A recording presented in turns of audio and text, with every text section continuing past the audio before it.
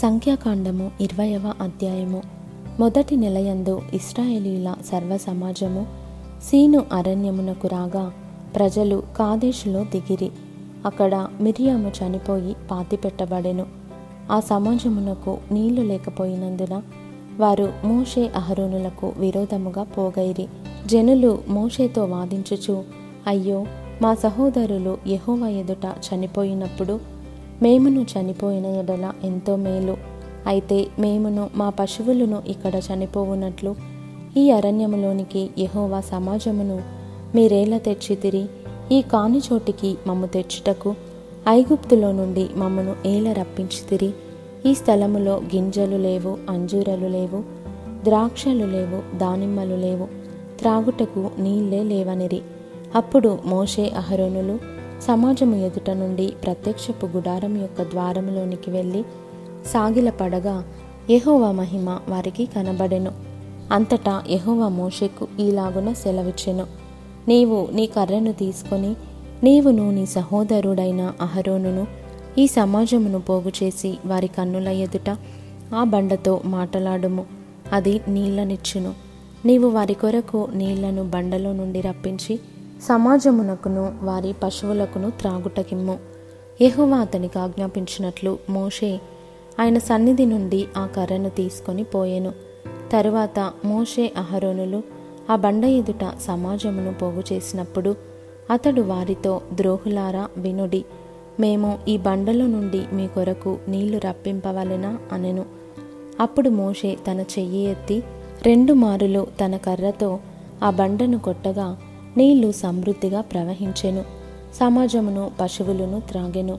అప్పుడు యెహోవా మోషే అహరోనులతో, మీరు ఇశ్రాయేలీయుల కన్నుల ఎదుట నా పరిశుద్ధతను సన్మానించినట్లు నన్ను నమ్ముకొనకపోతిరి గనుక ఈ సమాజమును నేను వారికిచ్చిన దేశంలోనికి మీరు తోడుకొని పోరని చెప్పెను. అవి మెరీబా జలమనబడెను.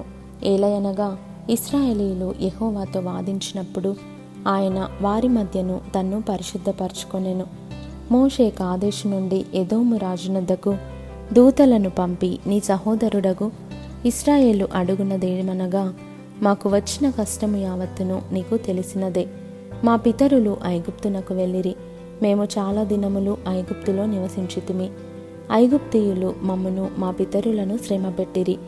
మేము యెహోవాకు మొరపెట్టగా ఆయన మా మొరను విని దూతను పంపి ఐగుప్తులో నుండి మమ్మను రప్పించెను. ఇదిగో, మేము నీ పొలిమేరల చివర కాదేశు పట్టణములో ఉన్నాము. మమ్మును నీ దేశమును దాటిపోనిమ్ము. పొలములలో బడి అయినను ద్రాక్ష తోటలలో బడి అయినను వెళ్ళము. బావుల నీళ్లు త్రాగము. రాజమార్గమున నడిచిపోయేదము. నీ పొలిమేరలను దాటు వరకు కుడివైపునకైనను ఎడమవైపునకైనను తిరగకుండా పోయేదమని చెప్పించెను. ఎదోమీయులు, నీవు నా దేశములో బడి వెళ్ళకూడదు, నేను ఖడ్గముతో నీకు ఎదురుగా వచ్చేదను సుమి అని అతనితో చెప్పగా, ఇశ్రాయేలీయులు, మేము రాజమార్గముననే వెళ్ళేదము. నేనును నా పశువులను నేనీళ్లు త్రాగునెడల వాటి విలువ నిచ్చుకొందును, మరేమీ లేదు, కాలినడకనే దాటిపోవుదును అంతే అని అతనితో చెప్పినప్పుడు అతడు, నీవు రానేకూడదనెను. అంతటా ఎదోము బహుజనముతోనూ మహాబలముతోనూ బయలుదేరి వారికెదురుగా వచ్చెను. ఎదోము ఇశ్రాయేలు తన పొలిమేరలలో బడి దాటిపోవుటకు సెలవీయలేదు గనుక ఇశ్రాయేలీయులు అతని యొద్ద నుండి తొలగిపోయిరి. అప్పుడు ఇశ్రాయేలీయుల సర్వ సమాజము కాదేశులో నుండి సాగి హోరు కొండకు వచ్చెను. యెహోవా ఎదోము పొలిమేరల యొద్దనున్న హోరు కొండలో మోషే అహరోనులకు ఈలాగు సెలవిచ్చెను, అహరోను తన పితరులతో చేర్చబడును. ఏలయనగా మెరీబా నీళ్ల యొద్ద మీరు నా మాట వినక నా మీద తిరుగుబాటు చేసితిరి గనుక నేను ఇశ్రాయేలీయులకు ఇచ్చిన దేశమందు అతడు ప్రవేశింపడు. నీవు అహరోనును అతని కుమారుడైన ఎలియాజరును తోడుకొని హోరు కొండ ఎక్కి అహరోను వస్త్రములు తీసి అతని కుమారుడైన ఎలియాజరునకు తొడిగించుము. అహరోను తన పితరులతో చేర్చబడి అక్కడ చనిపోవును. యెహోవా ఆజ్ఞాపించినట్లు మోషే చేసెను. సర్వ సమాజము చూచుచుండగా వారు హోరు కొండనెక్కిరి. మోషే అహరోను వస్త్రములు తీసి అతని కుమారుడైన ఎలియాజరునకు తొడిగించెను. అహరోను కొండ శిఖరమున చనిపోయెను.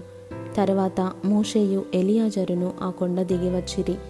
అహరోను చనిపోయినని సర్వ సమాజము గ్రహించినప్పుడు ఇశ్రాయేలీయుల కుటుంబీకులందరూ అహరోను కొరకు 30 దినములు దుఃఖము సలిపిరి.